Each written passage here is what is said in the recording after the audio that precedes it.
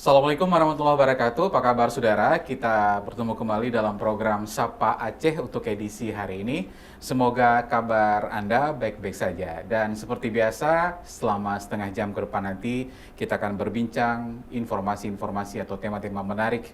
Dan untuk hari ini, seperti yang kita ketahui bahwa seorang fotografer dari Banda Aceh, Rizka Munawarah, menjadi perempuan pertama dari Indonesia yang terpilih dalam Job Swart Masterclass 2026. Nah, program fotografi dokumenter bergengsi dunia, dan dalam talk show ini Rizka akan berbagi nanti bagaimana dia bisa melewati proses yang begitu ketat, kisah perjalanannya, proses kreatifnya, serta juga pandangannya tentang fotografi sebagai medium untuk merekam dan menyuarakan berbagai realitas sosial dari Aceh ke panggung internasional. Nah, kita akan ngobrol dengan Rizka Munawarah, fotografer asal Banda Aceh, dan saya biasanya memanggil Rizka aja. Dan saya sudah bersama dengan Rizka saat ini. Assalamualaikum Rizka, apa kabar? Waalaikumsalam Bang. Sehat? Baik, sehat alhamdulillah. Tapi ini selamat dulu, ini jadi perempuan Aceh dan Indonesia pertama ya kan Terima dalam kasih Bang. Job Swart Masterclass 2026 ini. Ya. Rizka, yang pertama mungkin kita penasaran juga bagaimana sih cerita awalnya Rizka kemudian bisa terpilih jadi satu-satunya perempuan dari Indonesia yang gabung di ajang ini.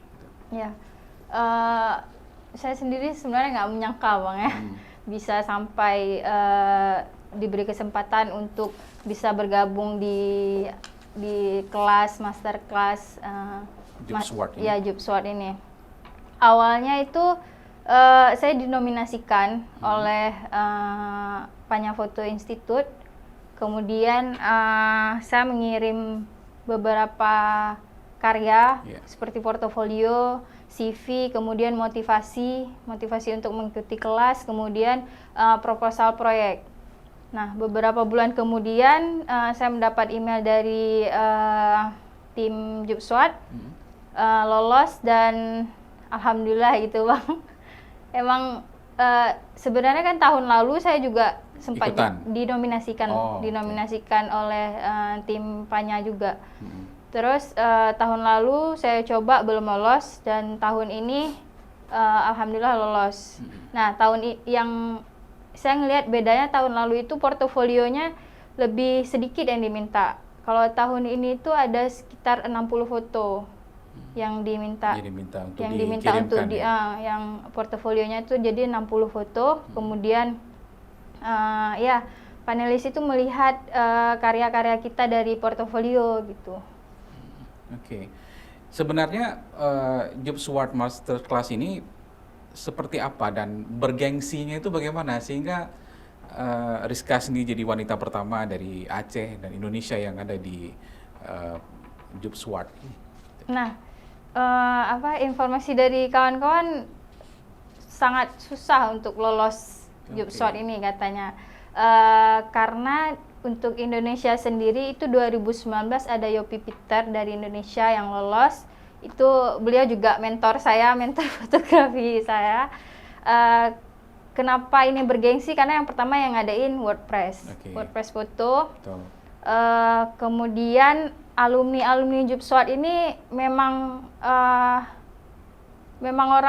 orang-orang foto yang namanya tuh udah dikenal, seperti Lindsay Adario, kemudian ada Diana Markosian yang karya-karyanya tuh udah sangat global gitu Bang. Gitu. Jadi bisa dapat kesempatan belajar di sini tuh jadi luar biasa, dan jadi nambah semangat Rizka untuk terus konsisten di fotografi. Oke.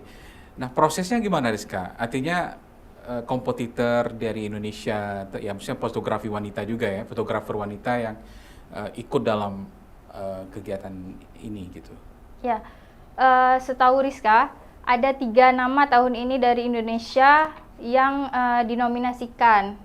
Nah, kalau dari luar itu ada sekitar 200 fotografer juga yang dinominasikan, kemudian dan 13 orang yang lolos.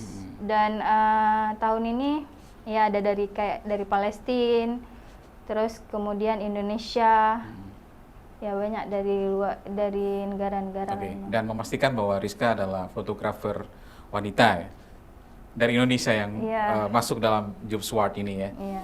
Tapi secara personal dan juga karir Rizka di fotografi dengan masuk di Jobs Award ini apa? Gimana Bang? Sorry.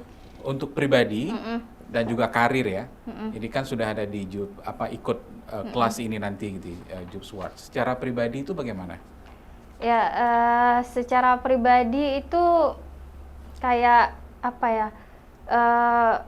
Awalnya kita kan merasa senang gitu Bang, bisa lolos dan berkesempatan untuk belajar lagi. Yep. Dan Rizka jadi merasa kalau selama ini cerita-cerita dari Aceh bahwa fotografer di Aceh yang di daerah juga bisa punya kesempatan untuk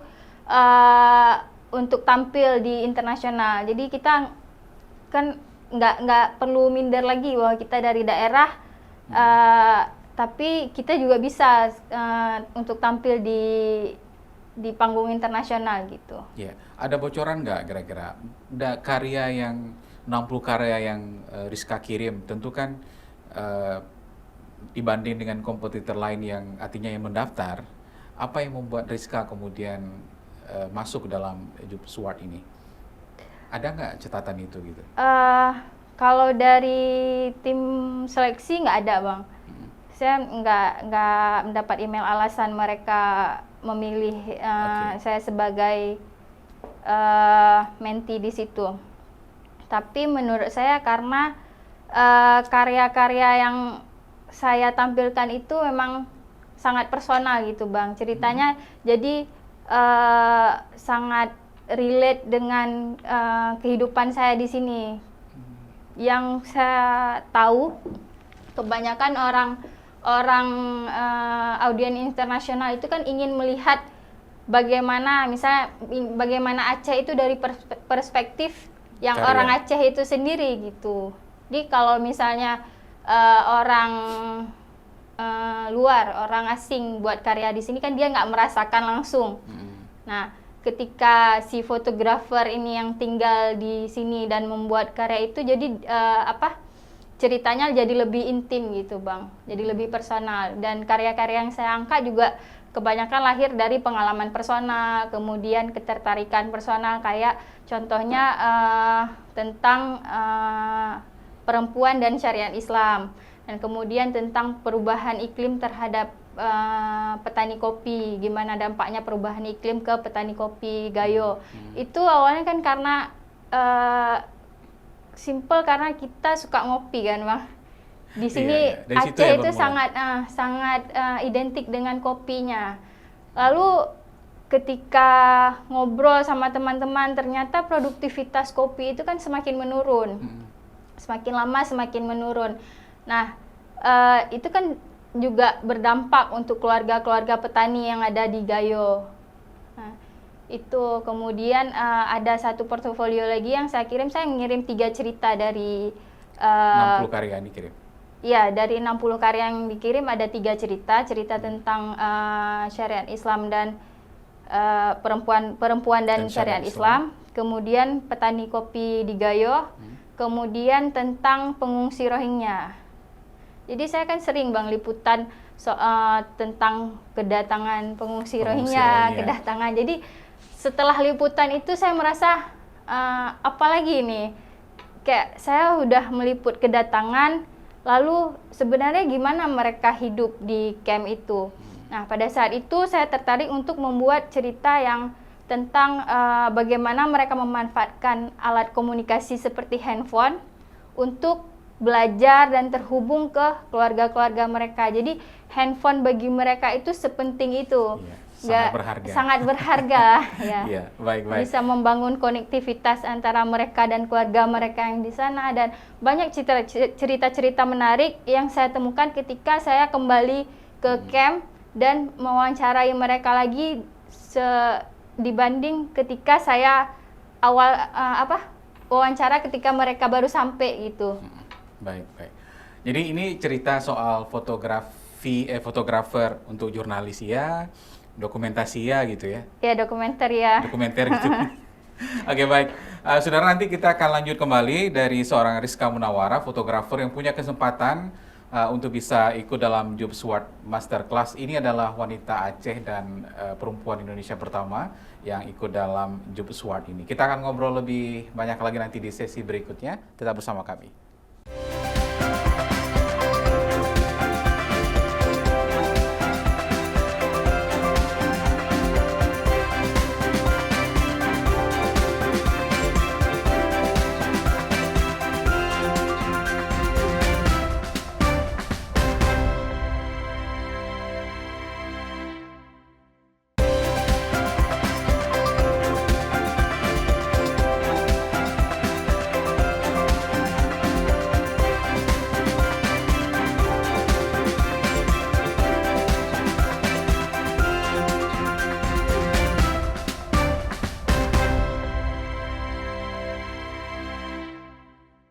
Ya, sudah kita balik lagi di sesi kedua ini di Sapa Aceh dan kita masih melanjutkan obrolan kita sama Rizka Munawara, fotografer Banda Aceh, wanita Indonesia pertama yang masuk dalam Job Sword Masterclass. Rizka, jadi tadi pengalaman mengikuti ini, kemudian karya-karya yang juga yang menyebabkan Rizka terpilih gitu di kelas ini. Tapi kalau secara perjalanan karir Rizka sendiri sebagai fotografer ya, itu sudah merekam begitu atau seberapa banyak gambar yang bercerita gitu di Aceh yang bisa diangkat, dan kemudian juga ini menjadi pengalaman Rizka juga dalam ikut di Job Sword ini. Gimana? Iya, saya mulai karir fotografi itu Bang dari tahun 2019. Jadi memang tidak begitu lama. Oke. Jadi Itu otodidak atau memang ada proses pendidikannya? pendidikan fotografi saya di Permata Foto Jurnalis Grand, yang terus kemudian ada balik layar mentorship. Selebihnya saya otodidak, Bang. Jadi kalau pengalaman memang tidak sebegitu banyak ya. Tapi karya-karyanya cukup banyak ya pasti kan? Karya-karyanya iya, karena saya banyaknya fotografi dokumenter gitu Bang. Jadi butuh waktu yang lama untuk jadi satu karya itu. Jadi makanya karya saya bilang tidak terlalu banyak itu tadi, tapi untuk waktu proses pengerjaan sebuah karya itu kan lama. Jadi ada beberapa pengalaman kayak mendekati subjek. Jadi itu juga sebenarnya yang bikin saya tertarik ke fotografi dokumenter, karena ketika kita memotret, kita jadi lebih dekat sama si subjeknya. Kita jadi lebih banyak belajar lagi dari dia. Banyak pengetahuan-pengetahuan yang sebelumnya nggak kita dapat, kemudian kita bisa belajar dari subjek. Bahkan si subjek itu setelah proses pemotretan selesai, kita jadi saudara. Jadi ada punya banyak saudara emosional lagi dengan narasumber atau subjeknya ya. Iya, makanya saya lebih tertarik ke dokumenter. Apa proyek yang sudah digarap gitu, foto-foto dokumenter yang pernah dibuat? Ya selain yang dikirimkan tadi ya, maksudnya untuk ke Job Sword. Pertama kali itu tentang kehidupan Rizka sebagai santri di asrama UIN. Itu awalnya? Iya, itu pertama kali, proyek dokumenter pertama yang Rizka buat. Kemudian tentang pawang gajah di Sampoinit. Ya kayak mahotnya ya, sekarang juga udah jadi teman gitu Bang. Itu yang bikin Rizka tertarik gitu sama dokumenter. Kemudian ada beberapa karya lagi, ya gitu Bang. Banyak pokoknya. Ada beberapa. Tapi yang paling panjang, yang paling monumental gitu, maksudnya yang membuat dari pencapaian Rizka sendiri di bidang fotografi dokumenter itu apa? Yang proyek Rizka paling panjang itu tentang Kopi Gayo itu. Kopi Gayo itu. Itu dari tahun 2021 sampai 2023. Jadi Rizka bolak-balik dari Banda Aceh, Takengon, gitu. dan itu kan juga karena personal project pakai biaya sendiri gitu Bang. Jadi bolak-baliknya tuh berarti kan niatnya emang sangat besar ya Bang, karena gitu. kita bolak-balik jauh pakai biaya sendiri lagi ya. Dan terbayarkan di Job Sword ini mungkin ya? Iya bisa jadi gitu. Karena itu kan juga sebenarnya nggak itu kan bisa jadi portofolio Rizka. Dan karya itu juga pernah tampil di Angkor Foto Festival. Kemudian di mana ada beberapa pameran gitu. Oke. Tapi ini kan kalau dari 2019 sampai sekarang 2026 paling nggak udah 7 tahun ya Rizka di fotografi, menjadi fotografer. Tapi apa yang menjadi mungkin tantangan di lapangan gitu dalam memotret setiap perjalanan cerita di lapangan, ditambah lagi Rizka seorang perempuan gitu. Gimana Rizka? Iya, kalau tantangan itu pasti ada ya. Mau laki-laki dan perempuan pasti ada tantangannya, tapi mungkin perempuan ini lebih banyak mungkin ya Bang, karena kalau dulu yang Rizka rasain sebelum menikah dan punya anak itu karena Rizka anak perempuan, jadi banyak ada beberapa hal yang nggak bisa Rizka lakuin, kayak motret. Kalau ada liputan malam atau mau ngerjain sesuatu di malam hari itu susah ya? Susah, nggak dibolehin sama orang tua. Nah setelah menikah tantangannya tuh lebih besar lagi. Oh gitu, rasa. Dikirain boleh sama suami gitu? Boleh, sama suami boleh. Tapi ya kondisinya kayak mungkin punya beban, baby ya? Iya, kita punya beban ganda sebagai perempuan yang mau berkarir dan bekerja Bang. Kayak misalnya sebelum kita liputan aja, kita harus menyiapkan, harus memastikan suami dan anak itu punya makanan. Ya, kita harus belanja dulu. Jadi setelah selesai liputan pun kita bangun paling awal, tapi kita tidur paling akhir. Jadi kayak ketika anak udah tidur, baru kita bisa mulai meriset karya, karena kan kalau proyek dokumenter itu perlu riset ya. Setelah riset kita editing. Jadi itu tantangan yang fotografer perempuan. Ya, selain mungkin di lapangan pasti juga banyak tantangan beda dengan fotografer pria laki-laki ya. Iya. Dan perempuan juga lebih harus membuktikan dirinya sendiri untuk bisa diakui di lingkungan. Pasti panjang ceritanya.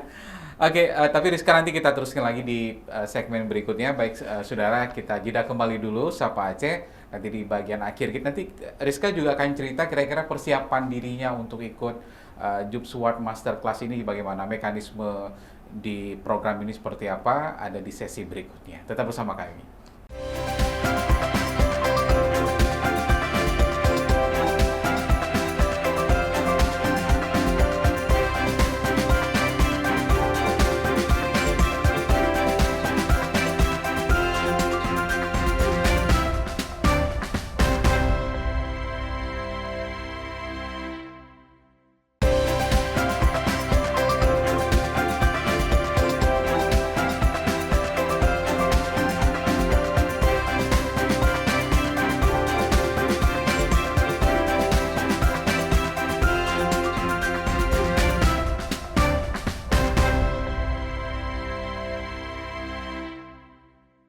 Ya baik saudara, kita kembali di segmen terakhir kita di Sapa Aceh.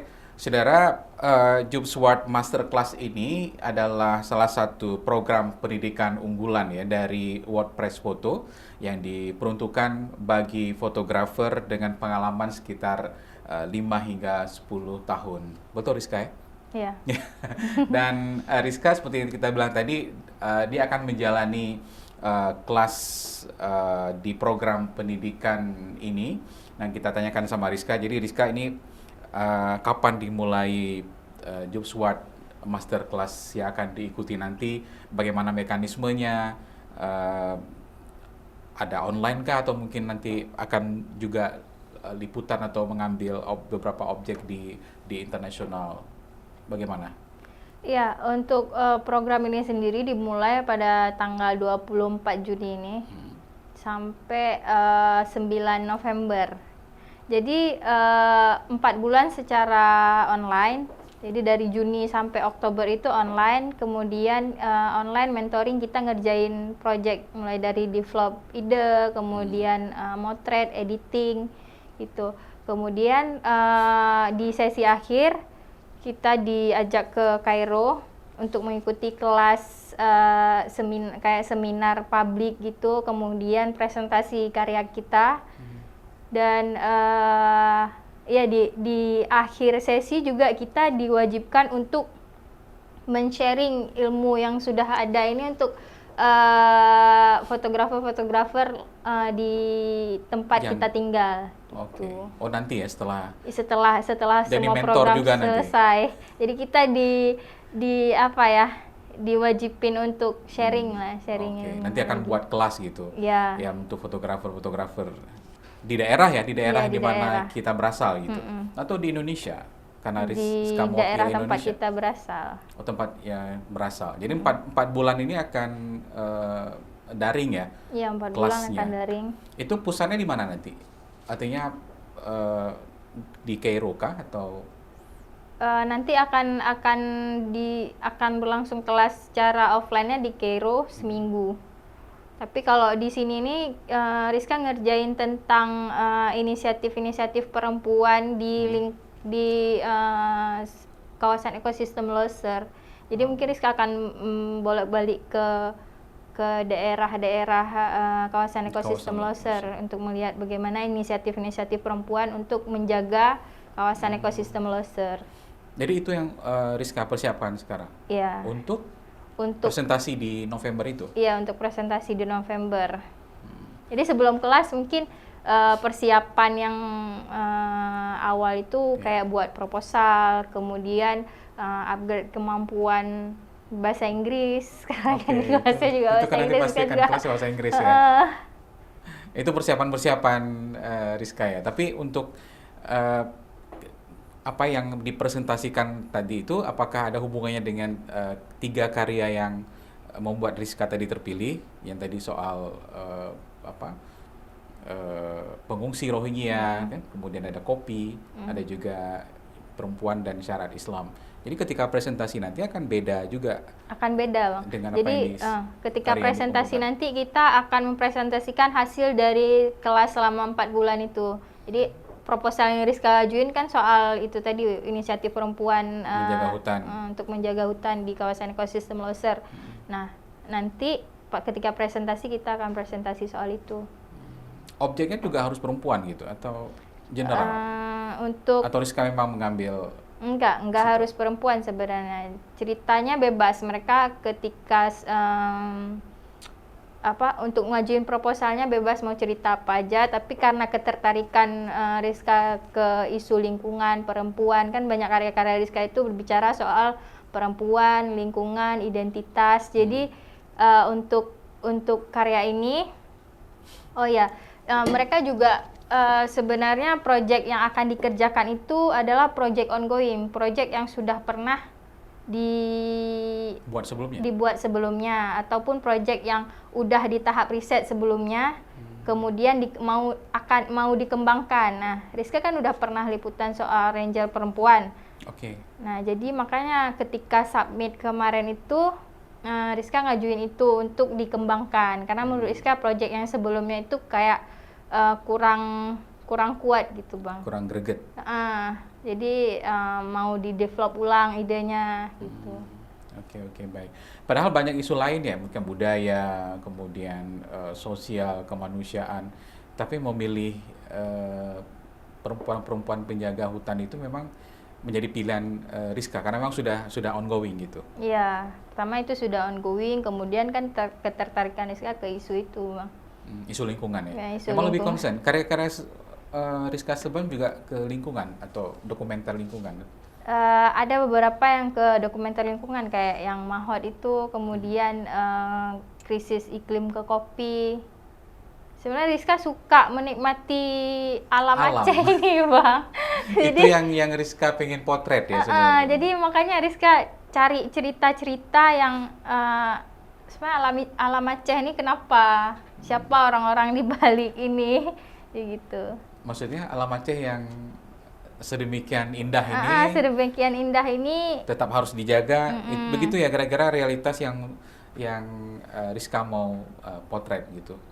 ya Dari topik yang akan diajukan nanti ya di presentasi. tentang inisiatif-inisiatif perempuan itu, Bang. Yang nggak cuman ranger, tapi kan banyak inisiatif lainnya dari perempuan-perempuan di kawasan ekosistem longsor ini untuk menjaga kawasan gitu. Dan ya, saya kira sangat kuat ya isu ini ya. Karena mungkin beda dengan teman-teman yang lain ketika memvisualkan sebuah karya, dan mudah-mudahan berhasil nanti Rizka. Amin. Selamat mudah-mudahan sekali lagi. Dan mungkin terakhir untuk Rizka sendiri menghadapi Job Sword ini pengalaman pertama mungkin di internasional kah atau Kalau pernah untuk, sebelumnya? untuk kelas ini pengalaman pertama, Bang. Tapi untuk karya ada sudah beberapa kali juga ditampilin untuk audiens internasional. Gitu. Oke Rizka, selamat sekali lagi. Paling tidak ini luar biasa membanggakan. Paling tidak ada wanita Aceh yang kemudian jadi dan Indonesia yang pertama tampil di Job Sword. Sukses mudah-mudahan ya. Amin. Dan membawa Amin. nama Aceh itu Doain, saja ya kan. Bang. Karena karya-karyanya itu mengangkat soal keacehan kan gitu Iya. ya. Oke, baik. Saudara, jadi kita support sama-sama, kita dukung. Ini Rizka luar biasa. Mudah-mudahan perjalanan karirnya juga menjadi lebih meningkat lagi, pengalaman-pengalaman ya kan. Jangan lupa nanti karena memang di situ pulang nanti harus berbagi cerita dengan teman-teman di daerah. Jadi bagi Anda nanti mungkin yang ingin belajar fotografi, kelas pengalaman-pengalaman Rizka nanti mungkin bisa join ya dengan Rizka next satu saat nanti. Baik, terima kasih banyak atas perhatian Anda saudara di Sapa Aceh. Jangan lupa untuk selalu menyaksikan Sapa Aceh setiap Senin, Rabu, dan juga Jumat. Saya Mustaja beserta tim redaksi yang bertugas untuk Sapa Aceh kali ini menyampaikan banyak terima kasih. Demikian, Assalamualaikum warahmatullahi wabarakatuh.